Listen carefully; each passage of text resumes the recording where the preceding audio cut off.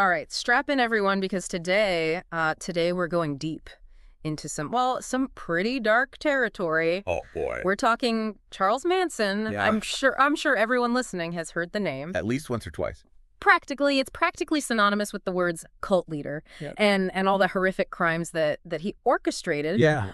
But what I find really fascinating, even all these decades after his death, is how did this seemingly ordinary guy manage to build such a devoted following Right. and lead them down such a twisted path? It's a question that has really captivated psychologists and criminologists for years. Yeah. How did a man with no real talent or resources rise to become such a figure Right. of fear and fascination? Yeah. And that's what we're here to explore today. We've got excerpts from a text. Okay. It's titled Simply Pasted Text. Pasted text. That details Manson's life Right. and the events that led up to those infamous murders. So think of this deep dive as our collective attempt to understand how someone can go from, a troubled childhood to leading a cult Yeah. responsible for such brutal acts. And speaking of troubled childhoods, Manson's early years are really a textbook example of how just the absence of secure attachments and consistent nurturing can have a really devastating impact yeah. on a child's psychological You development. just imagine, he was practically abandoned at birth. Right? Yes. Shuffled between, uncaring relatives and institutions. The text mentions his mother trading him for a pitcher of beer. Wow. Just wow. That's really a stark illustration of the profound neglect that he endured. And this constant instability really created a deep-seated sense of rejection in him. Yeah. A feeling that would fester Yeah. and manifest later in his relationships and really his interactions with the world. It's almost like he was set up for failure right from the beginning. In a way, yes. You see, when a child lacks that, fundamental sense of security and love, they often develop a warped perception Yeah. of themselves and the world around them. Oh, okay. They may crave connection, but struggle to form healthy bonds. Right. Instead, they seek validation through control and manipulation. So are we saying that Manson's manipulation tactics were a direct result of this early trauma? It's certainly a contributing factor. Think of it this way. Early childhood experiences lay the foundation Uh-huh. for our attachment styles and our understanding of relationships. Right. If those early experiences are marked by neglect and inconsistency, Right. it can create a pattern of seeking control and validation through really unhealthy means. The text also mentions that he escaped from various institutions. You did? Over a dozen times. Wow. Clearly, this wasn't just a kid acting out. Yeah. There was a deep-seated resentment towards authority brewing inside him. Absolutely. Each escape attempt was a rebellion against the system. Yeah. A system he perceived as having failed him repeatedly. Right. And this resentment, coupled with his already fragile emotional state, would later become a cornerstone of his manipulative tactics. It's almost like a vicious cycle, isn't it? Yeah. The more he was rejected, the more he acted out, Yeah. leading to further rejection and punishment. Yeah. It's no wonder his emotional and psychological development suffered. Precisely. And while his intelligence was undeniable, the text does point out that he had a high IQ. Uh-huh. His emotional growth was stunted by the absence of positive role models and genuine care. Right. He had the capacity for intelligence, but lacked the emotional tools to navigate the world in a healthy way. Okay, so we've got this foundation of childhood trauma, this yearning for belonging, and a simmering resentment toward authority. Fast forward to 1967. Yep. Manson is released from prison and lands smack dab in the middle of California's countercultural movement. Oh, wow. Talk about a recipe for disaster. It's fascinating, isn't it? The timing couldn't have been more perfect Yeah. or perhaps more disastrous for someone like Manson. Right. The social and cultural climate of the late 1960s, with its anti-establishment sentiment, Yeah. the yearning for spiritual enlightenment, Right. the questioning of traditional values, really created a fertile ground Yeah. for someone with his particular set of traits and experiences. I can already see how he might exploit that climate to his advantage. Yeah. It's like all the ingredients were just waiting for him to come along and mix them into something truly potent. And that's precisely what he did. initially, he attempted to make his mark as a musician. Oh, okay. He even had a brief encounter with Dennis Wilson of the Beach Boys, Oh, wow. which ironically only fueled his ambition and resentment when it ultimately fizzled out. So rather than finding acceptance and validation through music, he was once again met with rejection.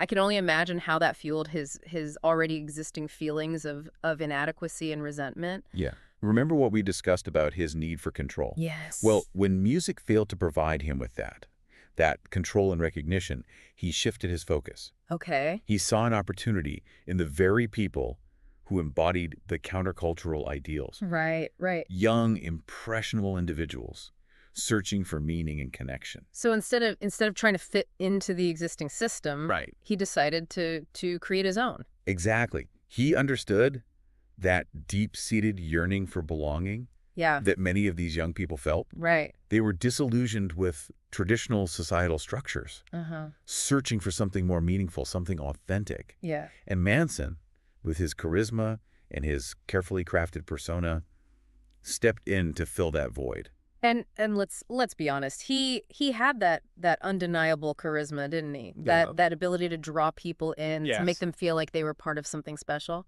Charisma is a complex phenomenon. It is. It's not simply about charm or attractiveness. Hmm. It's about the ability to project confidence, to articulate a vision Yeah. that resonates with others, Yeah. and to create a sense of connection and belonging. Right.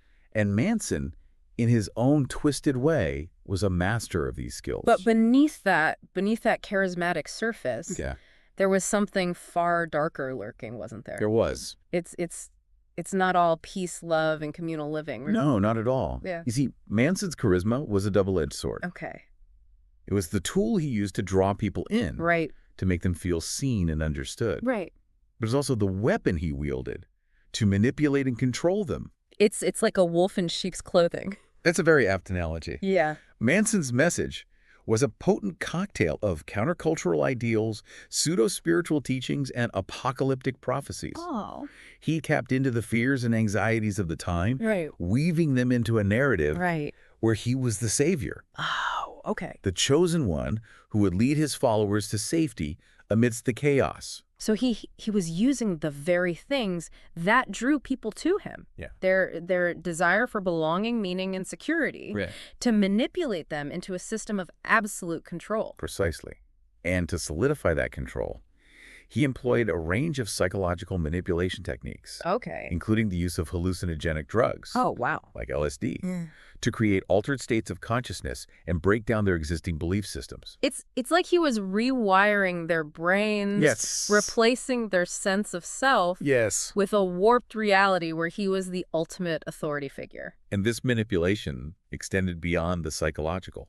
He also exerted control through physical and emotional abuse, Right. creating an environment of fear and dependency. Wow. His followers were stripped of their individual identities, Yeah. their names replaced with those he assigned, their clothing and hairstyles dictated to conform to his twisted vision. It's chilling to realize how systematically he stripped away their sense of self. And it's in this environment, at Spawn Ranch, a dilapidated former movie set, that became the epicenter of his cult. Okay. That Manson's teachings would take an even darker turn. Right. This isolated setting, far removed from the outside world, Yeah. allowed him to further tighten his grip Yeah. and set the stage for the horrific acts that would soon follow. So we've gone from a neglected childhood to a burgeoning cult leader, Oh, wielding a potent mix of charisma and manipulation. I can already sense the descent into darkness here. and as we delve deeper into this next chapter of his life, we'll explore the psychological and sociological factors that contributed to the escalation of his control, Yeah. and ultimately the horrific acts that solidified his place in history. All right. So now we're entering truly unsettling territory. We're about to explore how Manson's manipulation spiraled into violence and terror, forever etching his name into the annals of crime. But before we do, let me ask you this: what's resonating with you so far? What's standing out about this story? What's striking me is the way in which Manson's own vulnerabilities, Yeah. his need for control, stemming from a childhood of neglect, Right. were exploited to manipulate others. Right. It's a stark reminder that those who seek power often do so to compensate for their own deep-seated insecurities. It's like this twisted mirror image, isn't it? Yeah.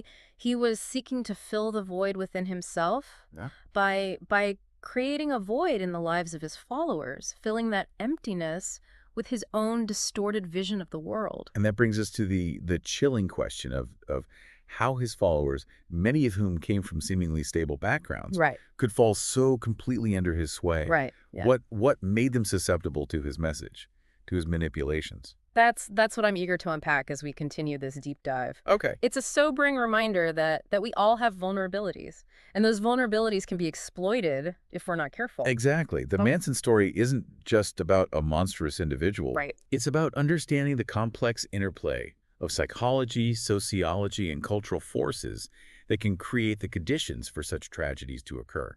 Okay, so we've laid the groundwork. We understand how Manson's past shaped his manipulative tendencies, how the countercultural climate provided the perfect breeding ground for his brand of twisted charisma, and how he systematically broke down his followers, stripping them of their identities and replacing them with his own warped ideology. Right. But how does all of this culminate in those horrific acts that shocked the world? That's the question that continues to haunt us, isn't it? Yeah. How does someone cross that line from manipulation and control to orchestrating brutal murders? Right. It's a complex question, but one we need to grapple with to understand the true depths of this case. Let's be upfront about this. The details of those August nights in 1969, they are incredibly disturbing. They are. I mean, even reading about them in the text is chilling. You're absolutely right. These weren't just random acts of violence. Right. They were carefully orchestrated events Yeah. intended to send a message, Right. to instill fear and to ignite what Manson believed was an inevitable race war. That's where the whole helter-skelter theory comes in, right?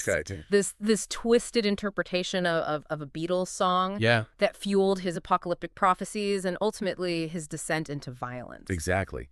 Manson believed that racial tensions in America were reaching a boiling point, and that a violent uprising, which he termed helter-skelter, was imminent. Right. He saw himself and his followers as the chosen ones, destined to survive and emerge as leaders in this post-apocalyptic world. So these murders, as horrific as they were part of a larger, even more twisted plan in his mind. He wasn't just seeking to inflict pain. He was trying to orchestrate chaos on a grand scale. And that's one of the most unsettling aspects of this case. Yeah. These weren't impulsive acts of rage. Right. They were calculated, premeditated, Right. and driven by a warped ideology. Yeah. That blended countercultural ideals, apocalyptic prophecies, and a thirst for power. The text details the events of August 8th and 9th. First, the murders of Sharon Tate and her guests at her Benedict Canyon home, followed by the murders of Leno and Rosemary LaBianca the next night. Each scene more brutal than the last. The level of violence was extreme, He was. exceeding what was necessary to simply carry out the killings. Yeah. It was almost ritualistic, the messages left behind, the word pig written in blood, the sheer brutality of the attacks. Yeah. It was all part of Manson's twisted scheme to frame the Black Panthers and incite further racial violence. It's just so hard to wrap your head around that level of cruelty, that cold-bloodedness. What's particularly disturbing is how Manson manipulated his followers into carrying out these acts. Right. He didn't personally participate in the killings. Right. He sent his most devoted disciples, mostly young women, Right. who were completely under his sway. It's a terrifying example of how manipulation and coercion can lead people to commit acts they would never have imagined themselves capable of. He preyed on their vulnerabilities, Yeah. their desire for belonging and purpose, Yeah. and twisted those desires into blind obedience. It's a cautionary tale It is. about the power of groupthink and the dangers of surrendering your critical thinking to a charismatic leader. And what's remarkable, or perhaps tragic, Yeah. is that even after the arrests, Yeah. even during the trial, many of his followers remained loyal, Right. echoing his rhetoric Yeah. and defending his actions. It's a testament to the depth of his psychological control. It is. How effectively he'd instilled his ideology into their very beings. Now, it's important to remember that the investigation into these murders was initially shrouded in mystery. Uh, Law enforcement was baffled yeah. by the seemingly random nature of the crimes. Right. The brutality, Yeah. the messages left behind. Right. It took months of painstaking investigation Yep. and a stroke of luck to finally unravel the truth.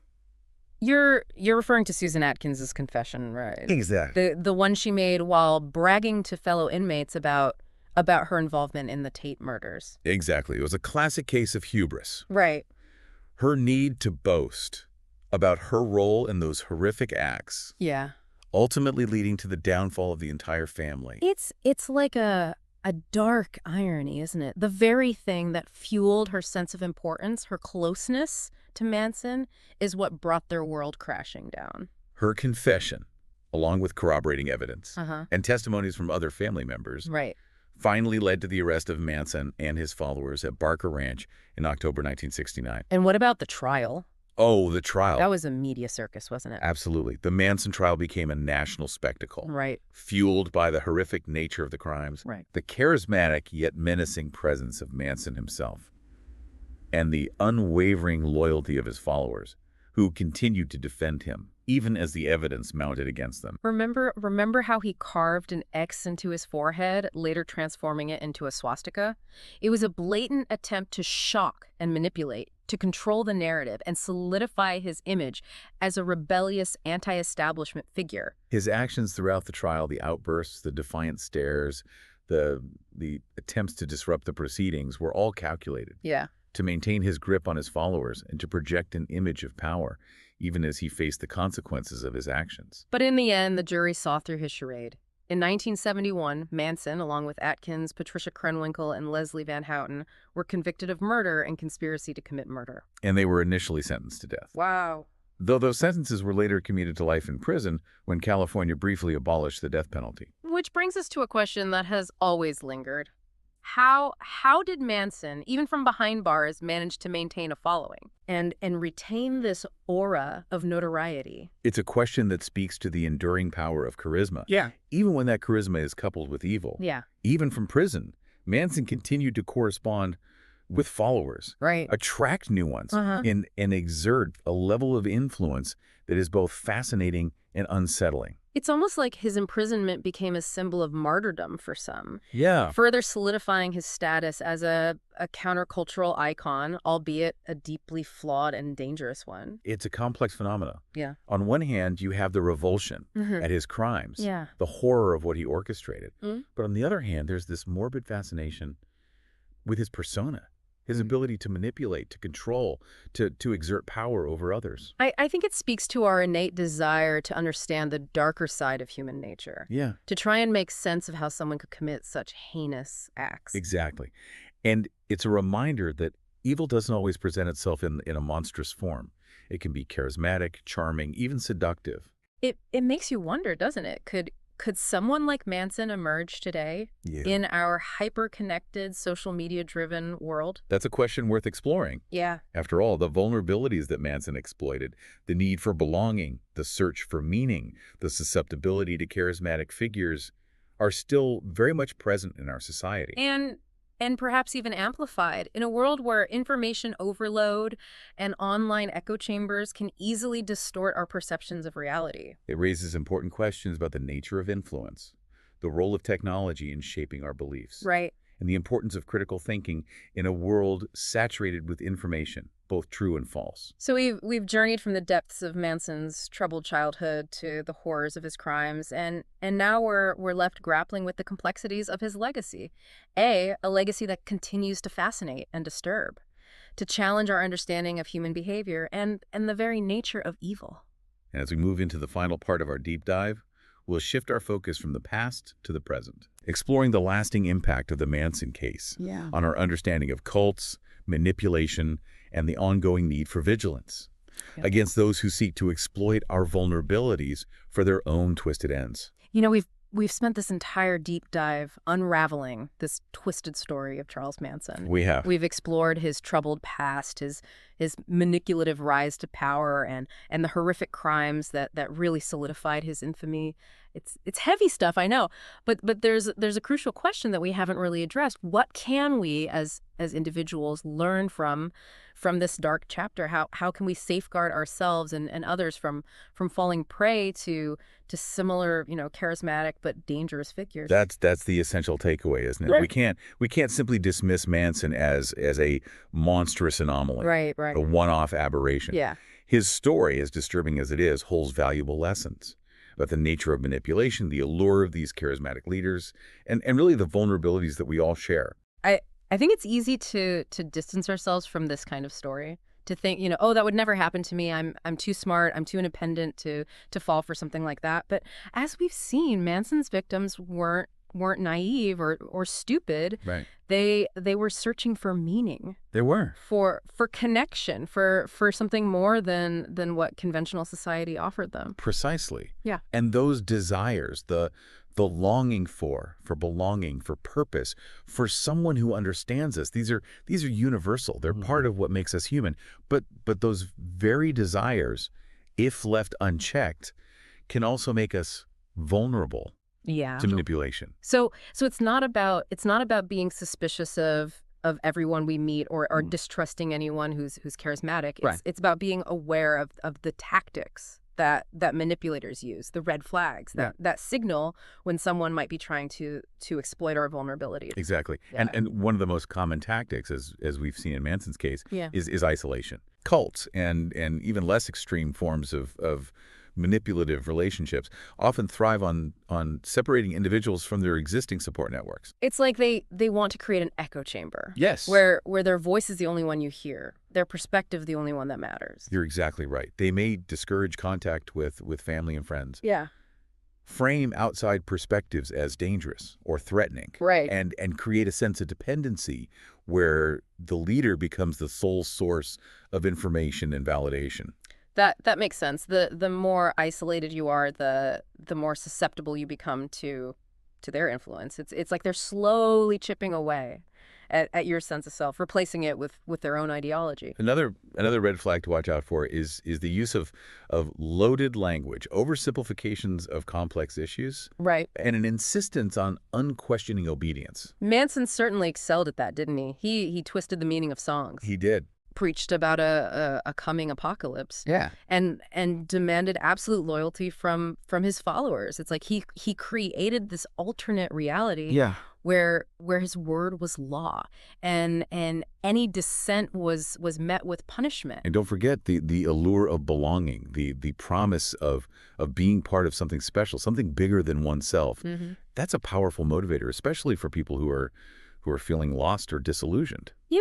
It strikes me that in today's world, Yeah. with the rise of social media and online communities, Yeah. those feelings of isolation and the search for belonging might be even more prevalent than they were in Manson's time. That's a really insightful point. Yeah. The internet has, in many ways, made it easier for people to connect with others who share their interests and beliefs.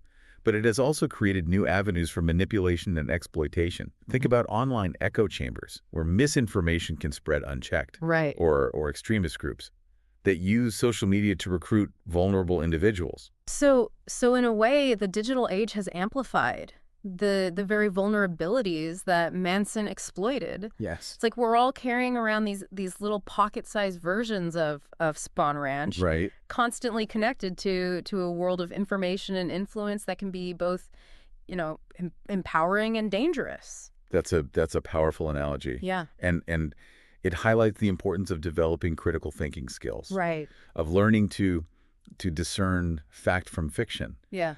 and of recognizing the subtle signs of manipulation, Yeah. whether online or offline. So what are some practical steps we can take to protect ourselves and others? It feels a bit overwhelming, like the digital world is this vast landscape with hidden traps everywhere. It doesn't have to be overwhelming. A few Yeah. key things to remember are to diversify your information sources, Yeah. to be wary of anyone who claims to have all the answers, Right. and to cultivate a healthy skepticism towards information that confirms your existing biases. It's about being an active participant in in shaping your own worldview, Yes. rather than passively absorbing information that's being fed to you, whether by algorithms or by charismatic individuals with their own agendas. Exactly. And don't underestimate the power of real-world connections. Yeah. Spending time with loved ones, engaging in meaningful conversations, Right. and fostering healthy relationships can act as a buffer against isolation and manipulation. So in a way, the antidote to Manson's brand of darkness is to cultivate light, both within ourselves and within our communities. It's about fostering critical thinking, promoting open dialogue, and valuing individuality over blind obedience. Beautifully put. Yeah. And while the Manson story serves as a stark reminder of the potential for human darkness, it also highlights the power of human resilience, Yeah. the importance of critical thinking, and the enduring need for connection and belonging within a framework of healthy skepticism and awareness.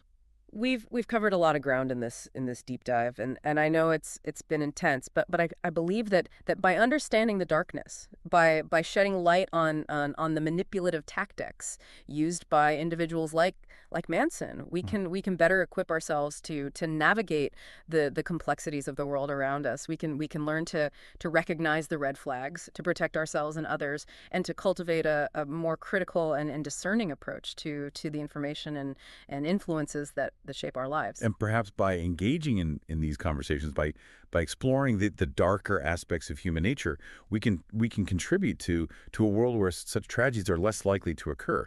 A world where critical thinking, empathy, and genuine connection triumph over manipulation and exploitation. So as we conclude this deep dive into the world of Charles Manson, I leave you with this question. Knowing what we now know about his tactics, his manipulation, and the vulnerabilities he exploited, how can we apply these lessons to our own lives? How can we become more aware, more discerning, and more resilient in a world that's increasingly complex and interconnected? It's a question worth pondering, a conversation worth continuing, because ultimately the best way to honor the victims of Manson's crimes is to learn from the past and work towards a future where manipulation and exploitation find no fertile ground.